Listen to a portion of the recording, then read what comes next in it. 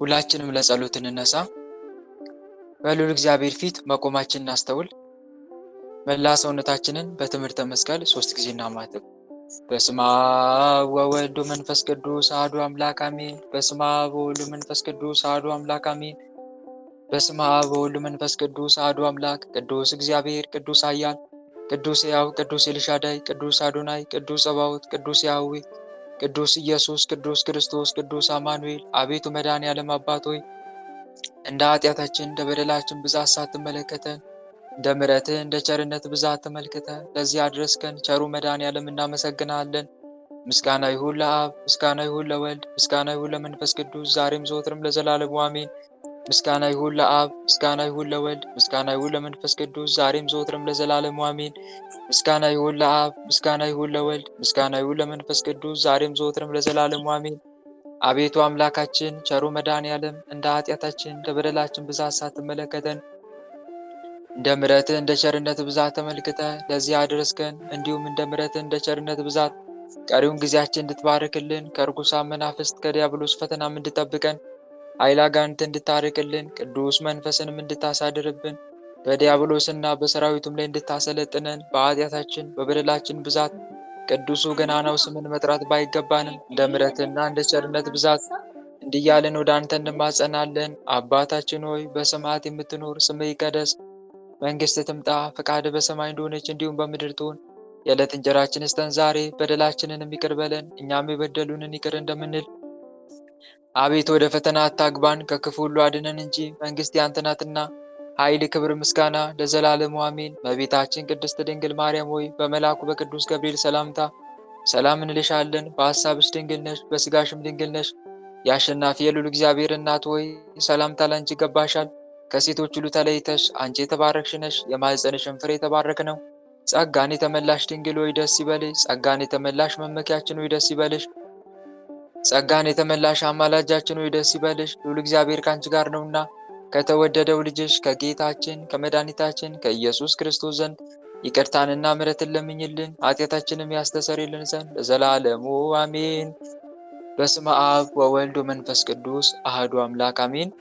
በኃያሉ በልዑል እግዚአብሔር ስም የተሰበሰባችሁ የልዑል እግዚአብሔር ቤተሰቦች የተወዳጇ እናታችን የንጽሕተ ንጹሐን የቅድስተ ቅዱሳን የድንግል ማርያም የአስራት ልጆች የእልፍ አእላፋት ቅዱሳን መላእክት ቅዱሳን ነቢያት ቅዱሳን ሐዋርያት ቅዱሳን ጻድቃን ሰማዕታት ወዳጆች በወደደን እስከ ሞትም ድረስ ባፈቀረን በኃያሉ አምላካችን በመድኃኔዓለም በኢየሱስ ክርስቶስ ፍጹም ሰላም እንደምን አረፈዳችሁ? እንደምን ቆያችሁ? እንደምን አምላካችን በሰላምና በጤና ለዚህ ሰዓት አደረሰን አደረሳችሁ?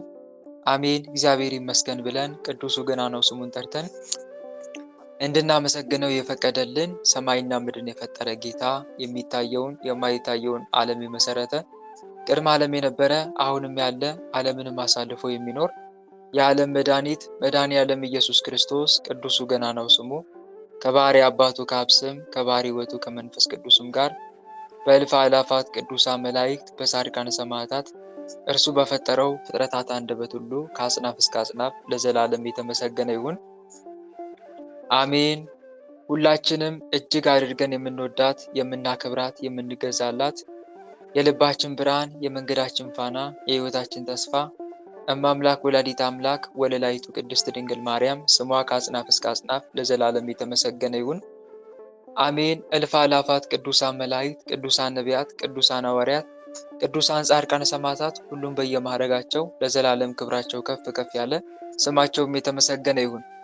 አሜን። ወንድሞቼ እንደ እግዚአብሔር መልካም ፈቃድ የዛሬው መርሐ ግብራችን ጀምረናል። የዛሬው መርሐ ግብራችን የሚጀምረው በስንክሳር ይሆናል። ስንክሳሩን አዳምጠን እንመለስ። የምናዳምጠው ስንክሳር የነገውን ነው፣ የሚያዝያ 3ን ስንክሳር ማለት ነው። ስንክሳሩን አዳምጠን እንመለስ። በስመ አብ ወወልድ ወመንፈስ ቅዱስ አሐዱ አምላክ አንድ አምላክ በሚሆን በአብ በወልድ በመንፈስ ቅዱስ ስም ሚያዝያ 3 በዚች ቀን የኢየሩሳሌም ኤጲስቆጶስ የከበረ አባት አባ ዮሐንስ አረፈ። የዚህም ቅዱስ ወላጆቹ የኦሪት ምሁራን የሆኑ አዋቂዎች ነበሩ። የኦሪትን ሕግ ትምህርቶችንም እያስተማሩት አሳደጉት። ክርስቲያኖችን በጸና ልቦና የሚከራከራቸውና የሚጣላቸው ነበር። መጽሐፍትን አዘውትሮ ከመመርመሩ የተነሳ የክብር ባለቤት ጌታችን ኢየሱስ ክርስቶስ ወደ ዓለም እንደመጣና ሰውም እንደሆነ በሞቱም ዓለምን እንዳዳነ አመነ። እርሱም የባሕርይ አምላክ እንደሆነ አምኖ በኢየሩሳሌም ኤጲስቆጶስ በአባ ዮስጦስ እጅ ተጠመቀ። ዲቁናም ሾመው። ከዚያም በኢየሩሳሌም ሀገር ኤጲስቆጶስነት ለመሾም እስኪገባው ድረስ በበጎ ሥራና በእውቀት አደገ። ኤልያስ የሚባለው እንድርያኖስም በነገሰ ጊዜ ከኢየሩሳሌም ሀገር የፈረሰውን ሕንፃ ሁሉ እንዲያንጹና በስሙ ኤልያስ ተብሎ እንዲጠራ አዘዘ። ከዚህም በአይሁድ ምኩራብ ደጃፍ ላይ ታላቅ ግንብ ሰሩ። ከከበረ ድንጋይም ሰሌዳ ሰርቶ በላዩም ስሙን ኤልያስን ጽፎ በመግቢያው አኖረው። በዘመኑም ኢየሩሳሌም አሕዛብንና አይሁድን ተመላች፣ ሰለጠኑባትም። ክርስቲያኖችም ሊጸልዩ ወደ ጎልጎታ ሲመጡ ባዩአቸው ጊዜ አሕዛብ ይከለክሏቸው ነበር። በዚያ ዝሁራ በሚባል ኮከብ ስም መስጊድ ሰርተው ነበርና ስለዚህ ክርስቲያኖችን በዚያ እንዳልፉ ይከለክሏቸው ነበር። በዚህም አባት ላይ ከአሕዛብ ታላቅ መከራና በምድር ላይም ጎትተውታልና አጎሳቁለውታልና እርሱም ነፍሱን ወደ እርሱ ይቀበል ዘንድ የክብር ባለቤት ጌታችን ኢየሱስ ክርስቶስን ለመነው። ጌታም ልመናውን ሰምቶ በሰላም አረፈ። በረከቱ ከእኛ ጋር ለዘላለም ትኑር አሜን። ሰላም ለዮሐንስ ለወልደ ማርያም ተላዊሁ ስርዓተ አይሁድ ሀዲጎ ሕገ አበዊሁ ኖላዊ በሰናይ ዘይርኢ አባጊሁ ፈለሰዮ መንገለ ትፍስታት ተሰፉ መቅስፍተ ምንዳቤ ብዙ ሰሊጦ በስጋው። በዚህችም ቀን ደግሞ የከበረ አባት በእስክንድርያ ለተሾሙ አባቶች ሊቃነ ጳጳሳት 71ኛ የሆነ አባ ሚካኤል አረፈ። ይህ አባት ከታናሽነቱ ጀምሮ የመንኩስና ልብስ ሊለብስ ወደደ። በአስኬጥስ ገዳም በአባ መቃርስ ቤተ ክርስቲያን መንኩሶ እስከ ሸመገለ ድረስ በዚያ ኖረ። በብዙ መነኮሳትም ላይ አበምኔት ሆኖ ተሾመ። በዘመኑ ሁሉ መልካም ተጋድሎ በመጋደል እግዚአብሔርን ደስ አሰኘው። በወንጌላዊ ማርቆስ ወንበር ላይ ሊቀ ጵጵስና ለመሾም እስኪገባው ድረስ ፍጹም ተጋድሎ በመጋደል ደከመ። ከእርሱ በፊት የነበረ ሊቀ ጳጳሳት አባ ገብርኤል ባረፈ ጊዜ የወንጌላዊ ማርቆስ ወንበር ያለ ሊቀ ጳጳሳት 4 ወር ኖረ። ለዚህች ሹመት የሚሻል ሲመረምሩና ሲመርጡ ብዙ ደከሙ። ከብዙ ድካምን በኋላ 3 የገዳም ሰዎችን መርጠው ስማቸውን በ3 ክርታስ ጻፉ። የክብር ባለቤት የጌታችንን ኢየሱስ ክርስቶስንም ስም በአንዲት ክርታስ ጽፈው እያንዳንዳቸውን አሽገው በመሠዊያው ውስጥ አኖሯቸው። ቸር ጠባቂ ሾምላቸው ዘንድ ኤጲስቆጶሳትና ካህናቱ እስከ 3 ቀን እየጸለዩ እየቀደሱ እግዚአብሔርን በመማለድ ኖሩ። ከ3 ቀኖችም በኋላ አንድ ታናሽ ብላቴና ጠርተው ከእነዚህ ከ3ቱ ስሞች አንዱን አንስተህ ስጠን አሉት። ያም ብላቴና የዚህን አባት የአባ ሚካኤል ስም ያለበትን ያንን ክርታስ አወጣ። ሁሉም እግዚአብሔር እንደመረጠው አውቀው ይገባዋል፣ ይገባዋል፣ ይገባዋል እያሉ ሊቀ ጵጵስና ሾሙት። እርሱም በሹመቱ ላይ ሆኖ እንደሚገባ በመልካም አመራር ስራውን መራ። የሚጽፍለትም ጸሐፊ መረጡለት። ስለ ምዕመናን አጠባበቅና ስለ ማስተማር ወደ ሀገሮች ሁሉና ወደ ኤጲስቆጶሳቱ መልእክትን ይልክ ነበር። በእርሱም ከኃጢአታቸው ተመልሰው ንስሐ እንዲገቡ ሕዝቡን ይመክራቸውና ይገስጻቸው ነበር። እግዚአብሔርን ይፈሩ ዘንድ ንጽሐ ነፍስ ንጽሐ ልቦና ያለው ሆነ።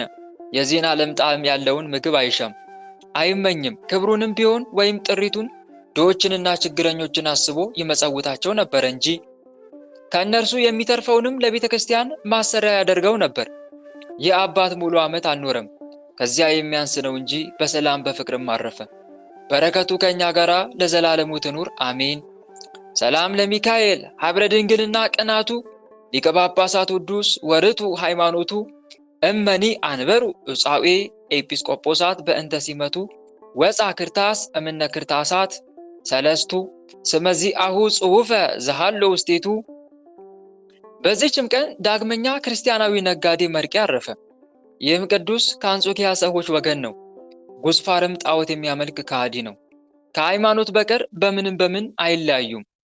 ከዕለታትም በአንዲቱ መርቄና ጉስፋር ነበግዱድ ወደሚባል ሀገር ለንግድ ሄደው ሰው በሌለበት በበረሃ ውስጥ 5 ቀን ተጓዙ። ክርስቲያናዊ መርቄም ባለጸጋ ነው። ከእርሱም ጋር 40 ልጥረ ወርቅ ነበረ። በጎዳና በጉዞ ላይ እያሉ ለሞት የሚያደርስ ደዌን መርቄ ታመመ። ከዚያም ራሱን አጽናንቶ እንዲህ ብሎ ጻፈ። ከባሪያ ልጅ ከባሪያ መርቄ ለኔ ያለ በጥቁር በቅሎ የተጫነ 40 ልጥረ ወርቅ ላንተ ይሁን ጌታዬ ኢየሱስ ክርስቶስ የሕያው እግዚአብሔር ልጅ የክብር ባለቤት ሆይ ስለ በደሌ ይቅር ብለኸኝ መንግሥተ ሰማያትን ትሰጠኝ ዘንድ ለልጆቼ ለሚስቴም ወይም ለዘመዶቼ አይሁን ብያለሁ። ይህችን ደብዳቤ ጠቅልሎ ወዳጁ ጉስፋርን ጠራው፣ የሚለውን ሁሉ ያደርግለት ዘንድ አማለው። ከዚያም በምሞትበት ጊዜ አትንካኝ፣ ግን ይህን 40 ልጥረ ወርቅ እንደተጫነ ከበቅሎ ጋር ወስደ የክብር ባለቤት ለሆነ ለሕያው እግዚአብሔር ልጅ ለጌታዬ ኢየሱስ ክርስቶስ በእጁ ስጠው። ለልጆቼ እንዳትሰጥ ከእርሱ በቀር ለማንም ቢሆን አትስጥ አለው። ጉስፋርም እንዲህ ብሎ መለሰለት፣ አንተ ራስህ ሞቶ ተነስቶ ወደ ሰማይ ወጣ የምትል አይደለምን? እኔ ወደ ሰማይ ወጥቼ ልሰጠው እችላለሁን? መርቄም እንዲህ አለው፣ ወደ ቤተ ክርስቲያን ሂድ፣ ራሱ ወደ አንተ ይመጣል፣ እጅ በእጅ ስጠው። ከዚህ በኋላ መርቄ ለመሞት ሲቃረብ ራቅ ብሎ በመቀመጥ ጉስፋር መሞቱን ይጠብቅ ነበር። ወደ እርሱም መላእክት የብርሃን ልብስ ይዘው ሲወርዱ አየ። ከእርሳቸውም ጋር ጻድቃን ሰማዕታት አሉ። ዳዊትም በመሰንቆ ያመሰግን ነበር። መንፈስ ቅዱስም በእርግብ አምሳል ወርዶ በስጋው ላይ 3 ጊዜ ዞረ። ያን ጊዜም የመርቄ ነፍስ ከስጋዋ ተለይታ ወደ ሰማይ እንዲህ ባለ ሁኔታ አረገች። 2 አንበሶችም መጡ፣ ምድርንም ቆፍረው ቀበሩት። ጉስፋርም ተነሳ፣ የመርቄንም ወርቅ ጭኖ ስላየ ሁሉ እያደነቀ ሄደ። አንጾኪያም በደረሰ ጊዜ የቤተ ክርስቲያኑን አስተዳዳሪ ቀሲስ ታዴዎስን አግኝቶ መርቄ እንዳለው ነገረው። ቀሲስ ታዴዎስም ሊረከበው ወደ ጉስፋር ሄደ። ግን የክብር ባለቤት ከሆነ ከጌታ ኢየሱስ ክርስቶስ በቀር ለማንም አልሰጥም፣ ወዳጄ መርቄ እንዳማለኝ እጅ በእጅ ሰጠዋለሁ እንጂ ብሎ ከለከለው። ከዚያም ሂዶ ወደ ቤተ ክርስቲያኑ ቅጽር ግቢ ገባ። ቀሲስ ታዴዎስም ደጁን ከፈተለት። የተጫነውንም ወርቅ አውርዶ በፊቱ አኑሮ በዚያ ቆመ። ከሌሊቱ እኩሌታ ላይ አንድ ነጎድጓድ ድምፅ እንደ ነጎድጓድ ያለ ድምፅ በቤተ ክርስቲያኑ ሰማ። ታላቅ ብርሃንም ወጣ። ጌታችንም ከሰማይ ወርዶ በመሰዋው ላይ ተቀመጠ። መላእክትም ከእርሱ ጋር አሉ። ከመላእክትም አንዱ ከሃዲ ጉስፋር ከዚህ ለምን ቆምክ አለው። እርሱም ወዳጁ መርቄ ለክብር ባለቤት ለጌታ ኢየሱስ ክርስቶስ እንጂ ለሌላ እንዳይሰጥ ብሎ እንዳማለው ነገረው። መልአኩም የክብር ባለቤት የሕያው እግዚአብሔር ልጅ ጌታ ኢየሱስ ክርስቶስ ይህ ነውና ና ስገድ አለው። ጉስፋርም ሰገደ። ደብዳቤውንም ሰጠው። እየተንቀጠቀጠም የክብር ባለቤት ጌታ ኢየሱስ ክርስቶስ ሆይ አመንኩብህ አለ። ጌታም ያንን ወርቅ ይመዝኑት ዘንድ አዘዘ። 40 ልጥርም ሆነ። ጉስፋርንም ከቀሲስ ታዴዎስ ዘንድ እንዲጠመቅ አዘዘው። ከቤተሰብ ሁሉ ጋር ተጠመቀ። የተጠመቁትም 75 ነፍስ ሆኑ። ኃጢአተኛውን በንስሐ ተመልሶ መዳኑን እንጂ መሞቱን ለማይወድ ቸር ይቅር ባይና ሰውን የሚወድ እግዚአብሔር ምስጋና ይሁን ለዘላለሙ አሜን። ሰላም ለመርቄ ክርስቲያናዊ ክቡር እንተመጠው ወርቆ ለእግዚአብሔር ሶበፈነወ 40 በመርሎተ ልጥ ወሰላም ለፍቅሩ መምለኪ ጣዖት ጉስፋር ምስለ ሰብአ ቤቱ ዘአምነ እምዝንቱ መንክር። ሚያዝያ 3 ቀን የሚከበሩ ዓመታዊ የቅዱሳን በዓላት፣ አንደኛ ቅዱስ መርቄ ጻድቅ ክርስቲያናዊ ነጋዴ፣ ሁለተኛ ቅዱስ ዮሐንስ ዘኢየሩሳሌም፣ ሶስተኛ አባ ሚካኤል ዘእስክንድርያ፣ አራተኛ እግዚአብሔር በእግር የሚራመዱ በክንፍ የሚበሩና በልብ የሚሳቡ በየብስ የሚኖሩ ፍጥረታትን ፈጠረ። በዕለተ ሐሙስ ማለት ነው። ማይክ ዝጊ። ገነት የሚል ፕሮፋይል ያለሽ ማይክ ዝጊ።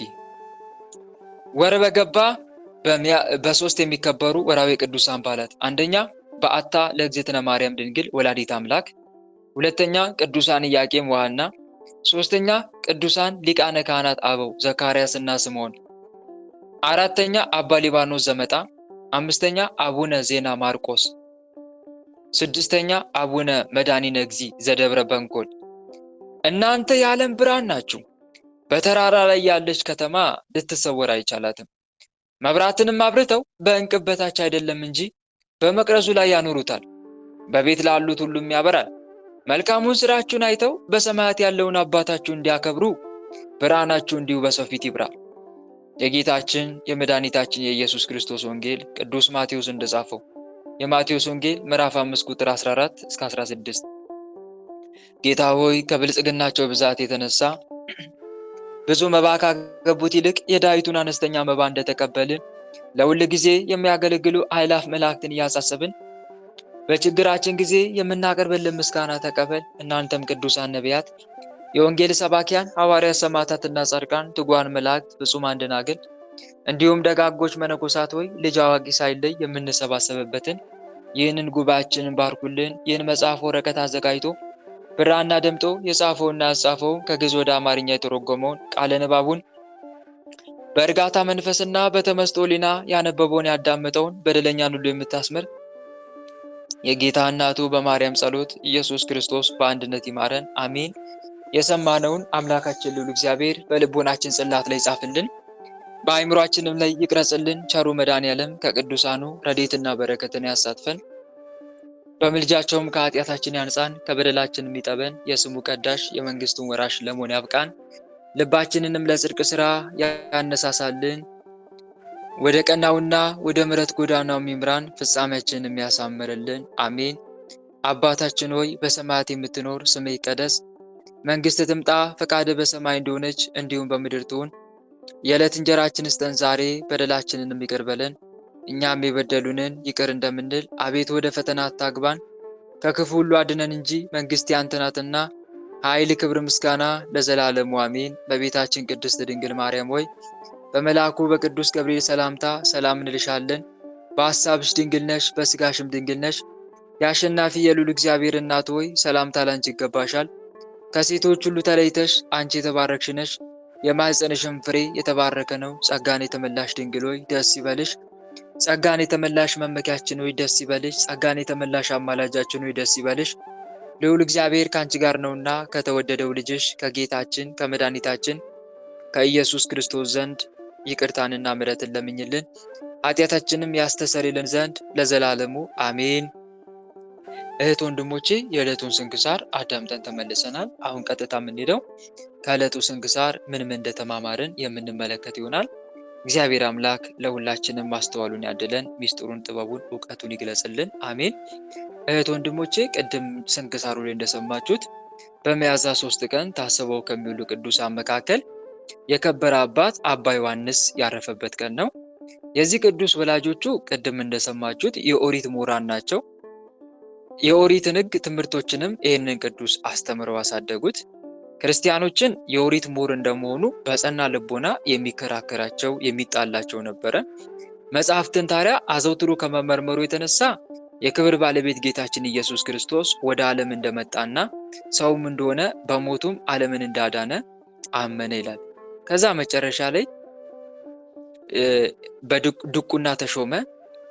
ክርስትና ጥምቀት ከተጠመቀ በኋላ ማለት ነው። በአባ ዮስጦስ እጅ ድቁና ተሾመ። ከዛ በኋላ በኢየሩሳሌም ሀገር ኤጲስቆጶስነት ለመሾም እስኪገባው ድረስ በበጎ ስራ በእውቀት አደገ። ከዛ በኢየሩሳሌም ኤጲስቆጶስ ሆኖ ተሾመ ማለት ነው። በዘመኑም ደግሞ አንድ ንጉስ ነበረ፣ ኤልያኖስ የሚባል እንድሪያኖስ ማለት ነው። ከዛ ነገሰ። በዛ ቦታ ከኢየሩሳሌም ሀገር የፈረሰውን ሕንፃ ሁሉ እንዲያንጹ አደረገ። ከዛ በስሙ ኤልያስ ተብሎ እንዲጠራ አዘዘ። በዛ ሰዓት ደግሞ አሕዛብ የራሳቸውን ግንብ ሰርተው ነበረ። ዙሁራ የሚባል ጣዖት ያመልኩ ነበረ። በዚህ ሰዓት ክርስቲያኖች በዛ በኩል እንዳልፉ ይከለክሉ ነበረ። ከአሕዛቦችም ደግሞ ይሄ ቅዱስ ብዙ ግፍ ደርሶበታል። መጨረሻ ላይ ወደ ወደደው አምላኩ ተማጽኖ ነፍሱ በሰላም አርፋ ገነት መንግስተ ሰማያትን የወረሰ ታላቅ አባት ነው አባ ዮሐንስ የሚባለው ማለት ነው።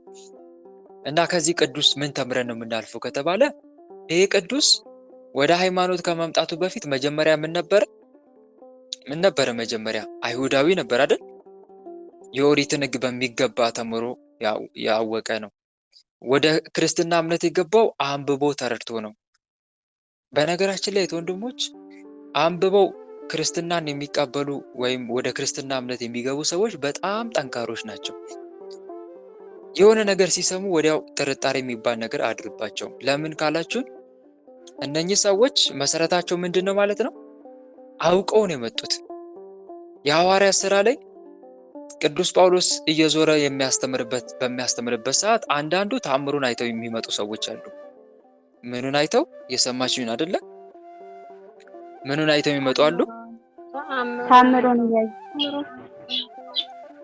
ሰው ይወላችሁ የሆነ ነገር አይቶ ወደ ክርስትና እምነት ሊመጣ ይችላል። ታምር አይቶ የሆነ ታምር ተደርጎለት ይሄንማ ፈጣሪ ካልሆነ ማን ሊያደርገው ይችላል ብለው በተአምር ተስበው የሚመጡ አሉ። ደግሞ አውቀው ገብቷቸው ቅዱሳት መጻሕፍትን መርምረው የሚመጡ ሰዎች አሉ። አንዳንዱ ደግሞ በቃ ተመችቶት ለሌላ ዓላማ የለም የሆነ ነገር ከቤተክርስቲያን አገኛለሁ ብሎ ደግሞ የሚመጣ አለ። ለምሳሌ እንበልና በሴት ልጅ ተደልለው እሷን ላለማጣት ብለው ክርስቲያን የሚሆኑ አህዛቦች አሉ። የሚወሰዱም እንዳሉ ማለት ነው። ወደ ሌላ እምነት የሚገቡ ለሴት ብሎ ወደ ሌላ እምነት የሚገባ እምነቱን የሚቀይር ሁሉ እንዳለ ሁሉ ማለት ነው። ግን ከሁሉም ይበልጠው ተአምር አይቶ የመጣው እኮ አይደለም ይበልጠው። ከሁሉም ይበልጠው ቅዱሳት መጻሕፍትን አንብቦ የመጣ ሰው ነው። ቅዱሳት መጻሕፍትን አንብቦ ሕዝቤ ዕውቀት ከማጣቱ የተነሳ ጠፍቷል ተብሎ የተጻፈው ቃል ለዚህ ነው። በነገራችን ላይ ትንቢተ ሆሴዕ ምዕራፍ 4 ቁጥር 6 መጻሕፍትን መርምሩ እነርሱም ስለኔ ይመሰክራሉ ይላል መጽሐፍ ቅዱስ። ቸሩ መድኃኔዓለም አይሁዳውያንን ሲገስጻቸው ቅዱሳት መጻሕፍትን መርምሩ እነርሱም ስለኔ የሚናገሩ የሚመሰክሩ ናቸው ይላል። ዮሐንስ ወንጌል ምዕራፍ 5 አካባቢ ላይ ማለት ነው። እና ዞሮ ዞሮ መጻሕፍትን መርምረው ነገሩ እውነት ነውን ብለው አጥንተው አንብበው የሚመጡ ሰዎች በጣም እጅግ ጠንካሮች ናቸው። በእምነታቸው ጠንካራ ነው የሚሆኑት፣ አያወላውሉም ለማለት ፈልጌ ነው። እና ይሄንም በተለይ ቅዱሳት መጻሕፍትን በማንበብ እምነታችንን ልናጸና እንደሚገባ ከዚህ ቅዱስ አንድ ትምህርት እንማራለን ማለት ነው። መጽሐፍ ቅዱስ ራሱ የሐዋርያት ሥራ ላይ የተወሰኑ ሰዎች መጽሐፍትን በጥልቀት የሚመረምሩ ልበሰፊዎች ስለሆኑ ከልባቸው አመኑ ተብሎም ተጽፎላቸዋል። መጽሐፍትን በጥልቀት አንብቦ ተረድቶ የመጣ ሰው የሆነ ትምህርት በሰማ ቁጥር አይደነግጥም ወይም ልቡ አይወላውልም፣ ግራ አይጋባም ለማለት ፈልጌ ነው። እና እህት ወንድሞቼ እኛም ቅዱሳት መጽሐፍትን ልናውቅ ልንመረምር ይገባል። በብሉይ ኪዳን እስቲ ስለ ክርስቶስ የተነገሩ ትንቢቶች ምን ምንድን ናቸው? እስቲ ምሳሌዎችስ? በአዲስ ኪዳንስ? ይሄን ሁሉ ማወቅ መቻል አለብን። ተረዳችኝ አይደል? ክርስቶስ ከመምጣቱ በፊት አስቀድሞ በማን ነበረ ሲናገር የነበረው?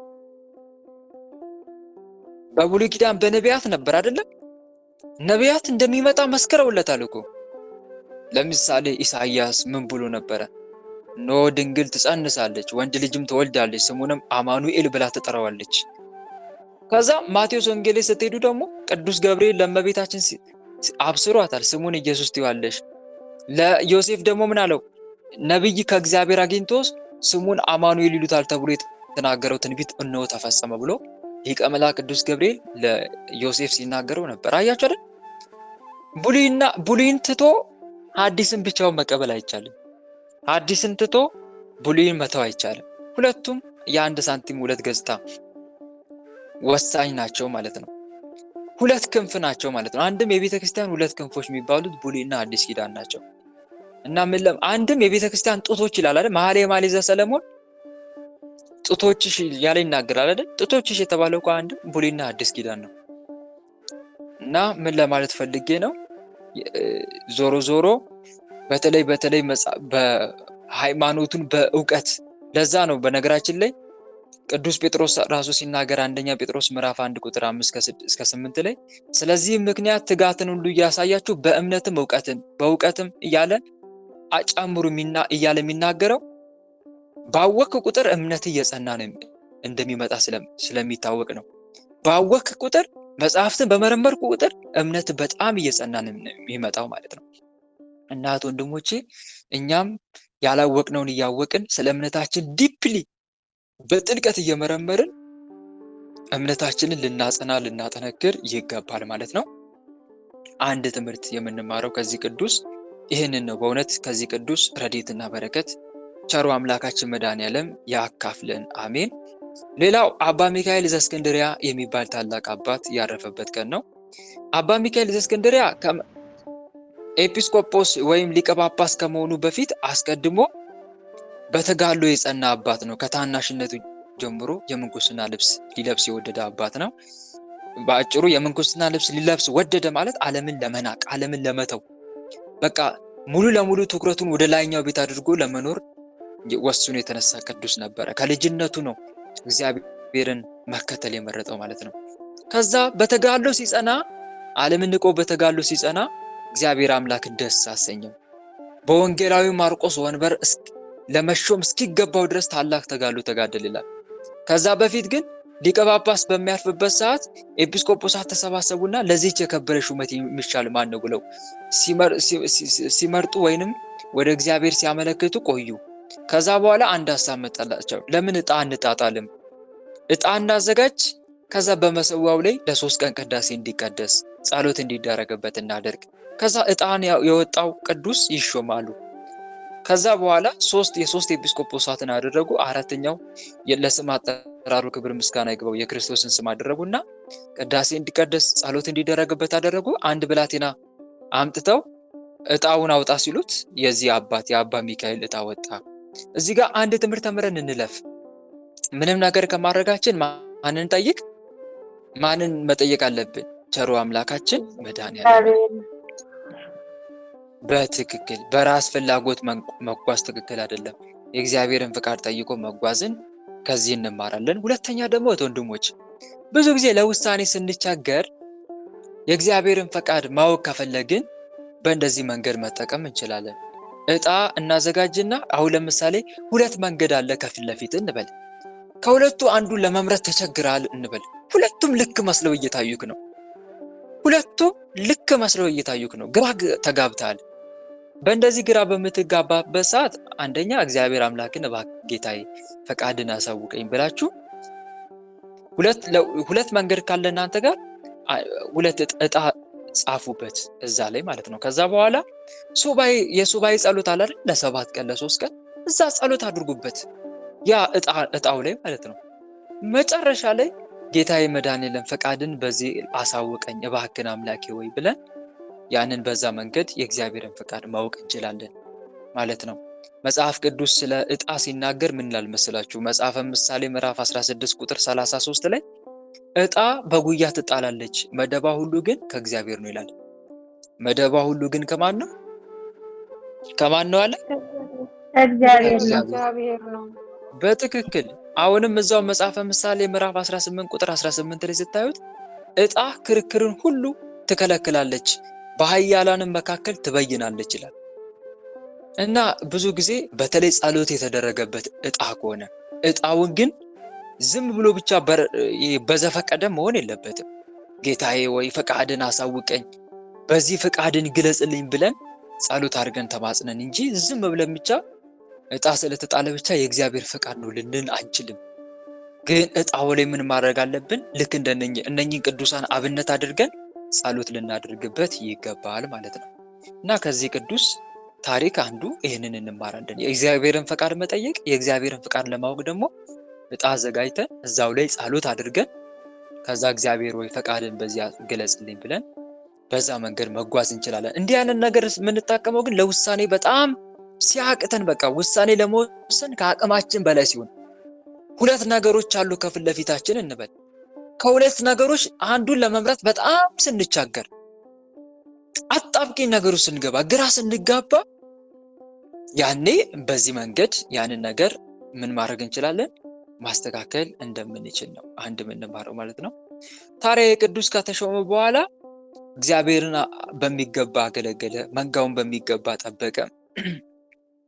ሕዝቡን በተለይ ከኃጢአታቸው ተመልሰው ንስሐ እንዲገቡ ዘውትር ይመክራቸው ይገስጻቸው ነበረ። ይሄ ቅዱስ ንጽሐ ነፍስ ንጽሐ ልቦና ያለ ሆነ። እንግዲህ ይሄ በጣም ከፍተኛው ማዕረግ ነው። በነገራችን ላይ ንጽሐ ልቦና ንጽሐ ነፍስ፣ የሰው ልጅ ንጽሐ ልቦና ላይ ደረሰ ማለት እኮ እስከ ነጽሮተ ስሉስ ቅዱስ ድረስ ደረሰ ማለት ነው። ንጽሐ ልቦና የመጨረሻው ነው። በነገራችን ላይ እዚህ ድረስ ደረሰ ማለት ንጻሬ መላእክት ነጽሮተ ስሉስ ቅዱስን እስከ ማየት ድረስ ይደርሳል ማለት ነው። እና ይሄ በጣም ከፍተኛው ማዕረግ መሆኑን ታላቅ የበቃ ቅዱስ አባት እንደሆኑ ነው የሚያሳየው። የዚህን ዓለም ጣዕም ያለው ምግብ አይሻም አይመኝም። ክብሩንም ቢሆን ወይም ጥሪቱን ድሆችና ችግረኞችን አስቦ ይመጸውታቸው ነበር እንጂ ከእነርሱ የሚተርፈውንም ለቤተ ክርስቲያን ማሰሪያ ያደርገው ነበረ። እንግዲህ የቅዱስ በሕይወት ዘመኑ ሲመጸውት የተረፈውን ሁሉ ለምጽዋት ሲያደርግ የነበረ ነው። ይህም ከዚህ የሚያስተምረን ነገር ምንድን ነው? መጽሐፈ ጦቢት ምዕራፍ 4 ቁጥር 7 ላይ የተጻፈው ቃል ትዝ ይለናል። ምንድን ነው?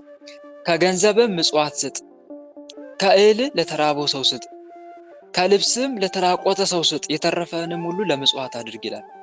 ስለዚህ አንድ የምንማረው ትምህርት ለተቸገረም ጭምር መርዳት እንዳለብን በምንችለው አቅም ከዚህ ቅዱስ እንማራለን ማለት ነው።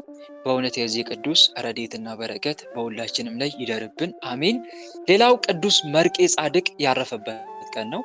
ቅዱስ መርቄ አንድ አሕዛብ ጓደኛ አለው።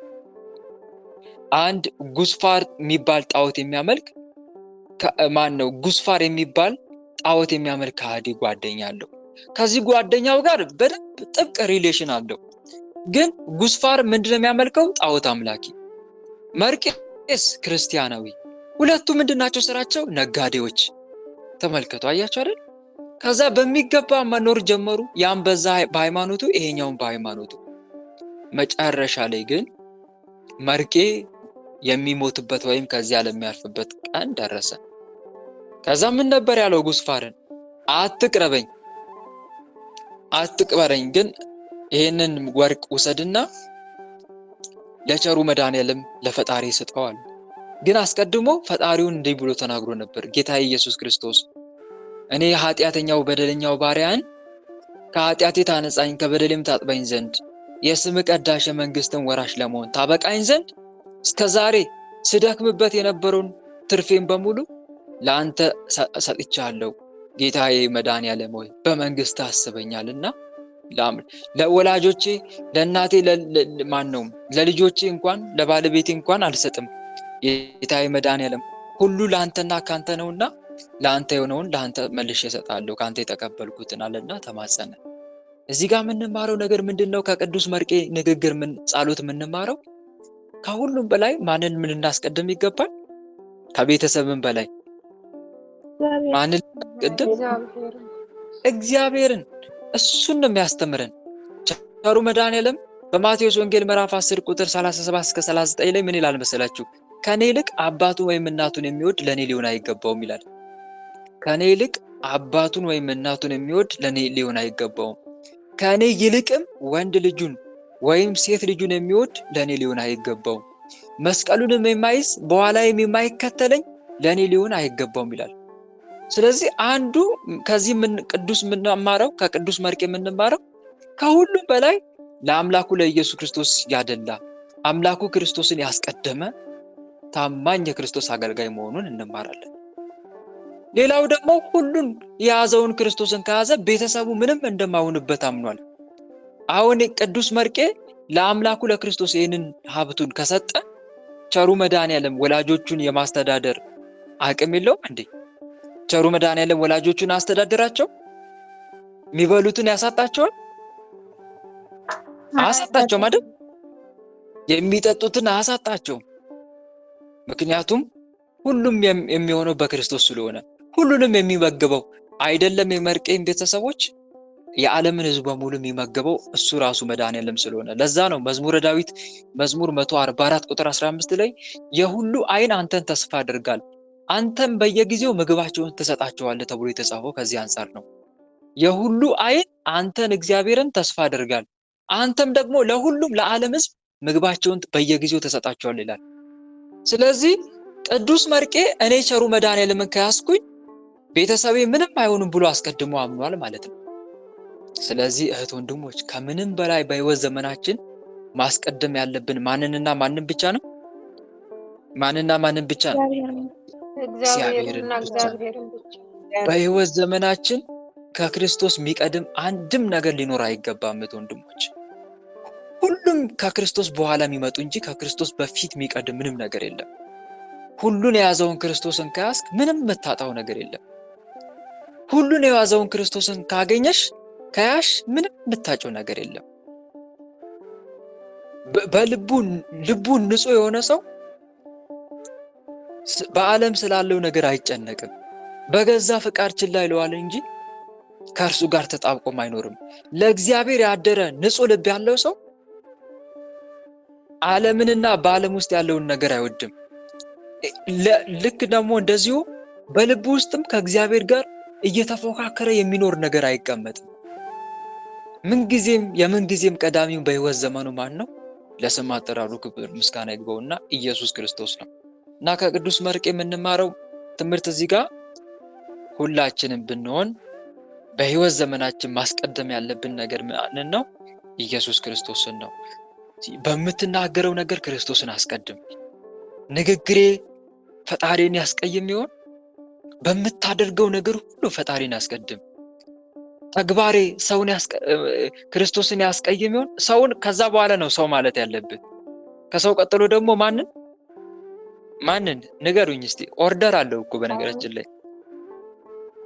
መንፈሳዊ ሰው በመጀመሪያ ማንን ነው የሚያስቀድመው? እግዚአብሔርን። በመቀጠል ማንን? ሰዎችን። በመጨረሻ ማንን? በመጨረሻ ራሱን የሚያስከትል ሰው ነው። ትክክል። መጀመሪያ አንድ ክርስቲያን ይኸውላችሁ የሆነ ነገር ከፊት ለፊቱ ከገጠመው ይሄ ነገር እግዚአብሔርን ያስቀይማል ወይስ አያስቀይምም? እግዚአብሔርን ያሳዝናል ወይስ አያሳዝንም ብሎ ሚዛን ላይ ያስቀምጠዋል። እግዚአብሔርን የሚያሳዝን ከሆነ ሺህ ጊዜ ለምን ሰው አይቀየመውም? ሺህ ጊዜ ለምን ሰው አይፈርድበትም? ጆሮ ዳባ ልበስ ብቻ ከፈጣሪ ጋር አልጣላ ብሎ ከአምላኩ ጋር ያለውን ሪሌሽን ያጠብቃል። ጌታዬ አንተ አትጣለኝ እንጂ ሰው ቢጠላኝ ችግር የለብኝም ነው የሚለው።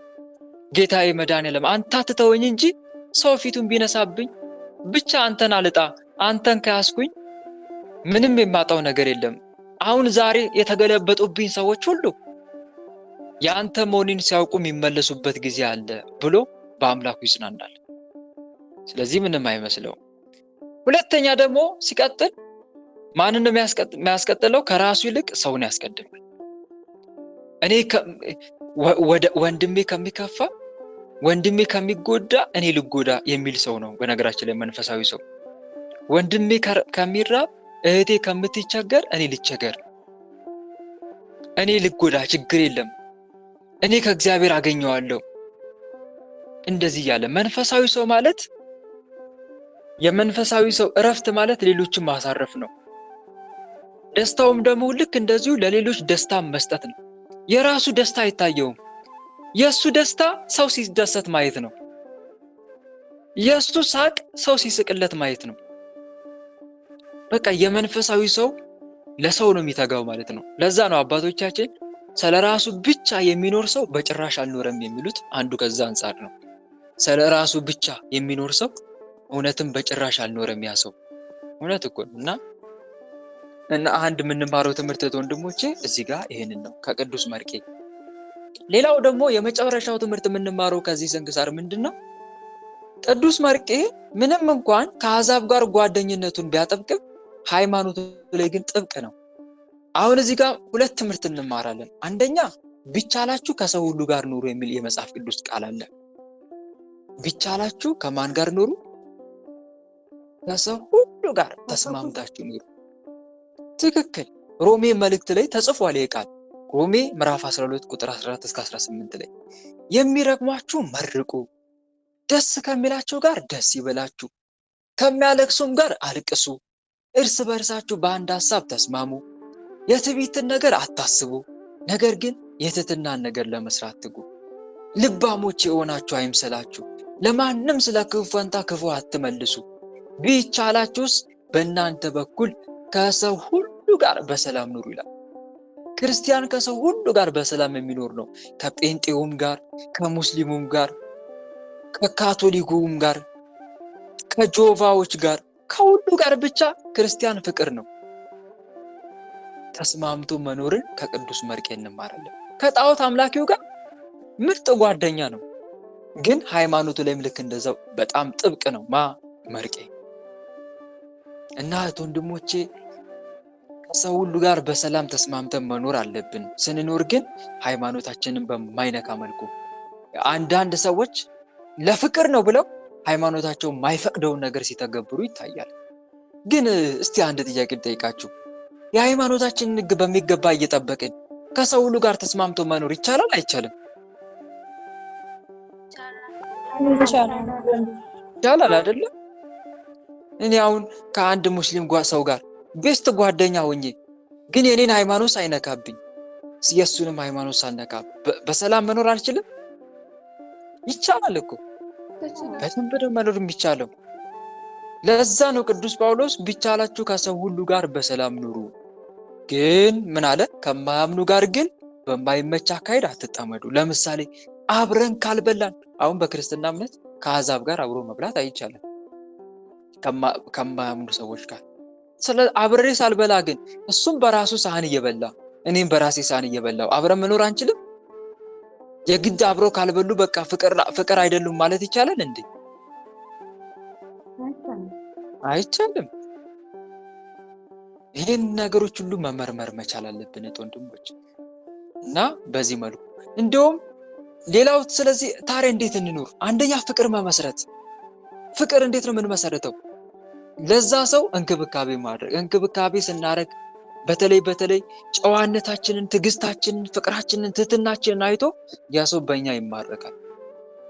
ታማኝነታችንን ሲመለከት፣ ማንዋሽ ከሆነ፣ ሁሌም ግልጸኝነት ስንሆን፣ ስናናግረው እኔን ካልሰማኝ ብለን ችክ ምንል ከሆነ ያስጠላል። ግን በትህትናና በፍቅር የምናናገረው ከሆነ በተለይ በሆነ ነገር ላይ መራራት፣ ለምሳሌ እሱ መርዳት ባለብን ሰዓት ፈጥነን የምንረዳው የምንደርስለት ከሆነ እንዴ ለምንድነው ግን እንዲህ ረዳኝ ስንል ሃይማኖቴ እንዲህ ብሎ ያዘኛል ቸሩ መድኃኒዓለም ለሰው ሁሉ ቢቻላችሁ መልካም አድርጉ ብሎ ነግሮናል ብዬ አሁን ብናገር ለዛ ጓደኛዬ ሙስሊም ያ ሰው በእኔ አይማረክም? በሃይማኖቴ አይማረክም? ጥቅስ እየጠቀስኩኝ እኔ እንዲህ ያደረኩልህ ሃይማኖቴ በመጽሐፍ ቅዱስ ላይ እንዲህ ተብሎ ስለተጻፈ ነው ብዬ ብነግረው ያ ሰው ቀስ እያለ ስለኔ ሃይማኖት ማሰብ ይጀምራል አይጀምርም? ንገሩኝ እስቲ። ማሰብ ይጀምራል እኮ። ይጀምራል። ሃይማኖቱ ምን አይነት ቢሆን ነው ይለኛል። እንዲህ ልጁ በጣም መልካም ስብና የሚያሳየኝ ሃይማኖቱ ምን ቢሆን ነው እንዲህ አይነት ስብና? ከዛ ራሱ ቀስ እያለ ስለ ሃይማኖት ጥያቄ ማንሳት ይጀምራል። ቆይ እስቲ እኔ የምልህ ሃይማኖታችሁ እንዲህ ይላል እንዴ ማለት ይጀምራል። ያኔንም በፍቅር በትህትና መመለስ ጀምራለሁ ማለት ነው። ቀስ እያልኩኝ ያንን ሰው በስብናዬ አትራክት አደረኩት ማለት ነው። እና እህቶቼ ወንድሞቼ በዚህ መንገድ ሰውን ወደ እምነታችን ለዛ ነው በነገራችን ላይ መልካሙን ስራችሁን አይተው በሰማያት ያለውን አባታችሁን እንዲያከብሩ ብርሃናችሁ እንዲሁ በሰው ፊት ይብራ ይላል እኮ። ብርሃናችሁ በሰው ፊት እንዲሁ ይብራ። ክርስቲያን እኮ ያበራል ሁለመናው። ትህትናው ያበራል፣ ያስቀናል እኮ። አስተያየቱ ሁሉ የርኅራኄ አስተያየት ነው እኮ ክርስቲያን። አነጋገሩ ይጥማል። የክርስቲያን አነጋገሩ እንዴት ይጥማል መሰላችሁ? ዛቻ የለበት። ቶሎ ብሎ ሲናገር ሰውየው ቅር ካለው ካሳዘንኩ ይቅርታ ነው የሚለው ክርስቲያን። አስከፍቼ ከሆንኩኝ ይቅርታ። አረማመዱ የረጋ ሁለመናው አትራክት ያደርጋል የክርስቲያን። ለዛ ነው እኮ ቸሩ መድኃኒዓለም በዮሐንስ ወንጌል ምዕራፍ 13 ቁጥር 35 ላይ እርስ በርሳችሁ ፍቅር ቢኖራችሁ ደቀ መዛሙርቴ እንደሆናችሁ ሰዎች ሁሉ በዚህ ያውቃሉ ብሎ የተናገረው።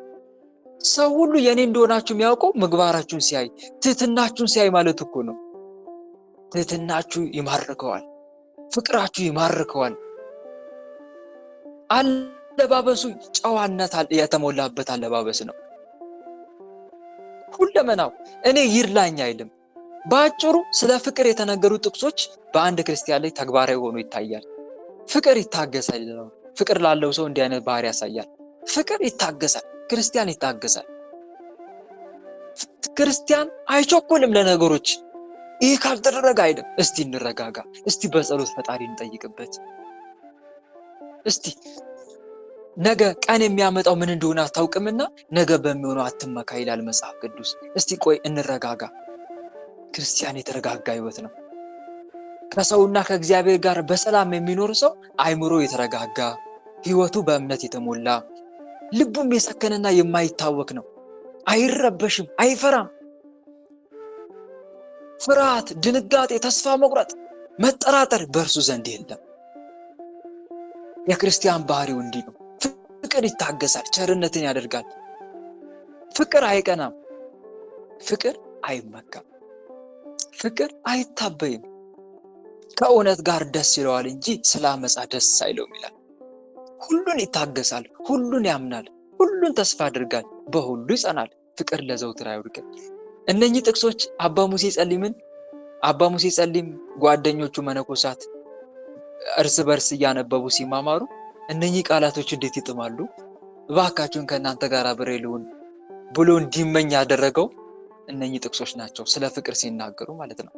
እና ዞሮ ዞሮ ወንድሞች ክርስትና መገለጫው አንዱ ምንድነው ከተባለ ፍቅር ነው። ስለዚህ በዚህ ሰዎችን አትራክት ማድረግ እንችላለን። ይሄን ሁሉ ግን የሃይማኖታችን ህግና ስርዓት በማይጥስ መልኩ ነው ለማለት ፈልጌ ነው። ያንን በስርዓት መተግበር እንችላለን። ሌላው ደግሞ ወንድሞቼ እዚህ ጋር የምንረዳው ነገር ምንድነው? ሃይማኖታችንን ልክ እንደዛው ጥብቅ ቅዱስ መርቅያውን አትንካኝ እኔን በምሞትበት ሰዓት በመቀበርበት ሰዓት ሊቀበር የሚገባው ክርስቲያን ስለሆነ አንተ እኔን ልትቀብር አትችልም። ስለዚህ አንተ ራቅ ብለህ ቆም። ነገር ግን አንድ ውለታ ዋልልኝ። ይሄንን ገንዘብ ለክርስቶስ በእጁ ስጥልኝ። እንዴ አንተ ራስህ ሞቶ ተነስቷል ወደ ሰማይ አርጓል ብለህ እንዴ እኔ ሰማይ ወጥቼ እንዴት ነው ማገኘው? ራሱ ክርስቶስ ይመጣል በእጁ ተሰጠዋለህ። ይሄ እኮ እምነቱ ነው። የቅዱስ መርቄ እምነቱ እኮ ነው ይሄ። ምን ያክል በአምላኩ ጥልቅ እምነት ቢኖረው ነው በእጁ ስጠው ያለው? ራሱ መድኃኒዓለም በእጁ ይሰጣል። መድኃኒዓለም የቅዱስ መርቄን እምነት አይቶ ራሱ መጥቶ ከዚህ ከጉስፋር ተቀበለው በእጁ። ለሚያምን ሁሉ ይቻላል ተብሎ እንደተጻፈው ነው። የቅዱስ መርቄን ምን ያክል የእምነት ጥልቅነት እንዳለው ነው የምንማረው ከዚህ ማለት ነው። ከዛ ቅዱሳን መላእክት መጡ፣ አጠኑት። መንፈስ ቅዱስ ስጋው ላይ ዞረ። ከዛ በኋላ ነፍሱ ከስጋው ተለየች። ዳዊት እየዘመረ የቅዱሳኑ ሞት በእግዚአብሔር ፊት የከበረ ነው ተብሎ መዝሙር 106 አካባቢ ላይ እንደተጻፈው ማለት ነው። እና ወንድሞቼ ከዛ በኋላ ይሄ ቅዱስ አረፈ። መጨረሻ ላይ ጉስፋር አይ ለክርስቶስ በእጁ ነው የምሰጠው አለ። ክርስቶስ ራሱ መጥቶ የቅዱስ መርቄን ወርቅ ተቀበለ። ይሄንን ጉስፋርን ደግሞ ተጠመቃለው። 75 ነፍሳት በሙሉ ተጠመቁ። አያችሁ አይደል? ቅዱስ መርቄ አሁን ይሄንን ሰው የሰበከው በምኑ ነው ካላችሁ በምግባር። መጨረሻ ላይ ምግባሩ ታየች።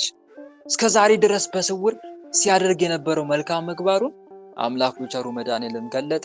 በቅዱስ መርቄ የእምነት ጽናት ወደ ቀጥተኛው እምነት ተሳበ። ማ ካላችሁኝ ጉስፋር ጣዖት አምላኪው።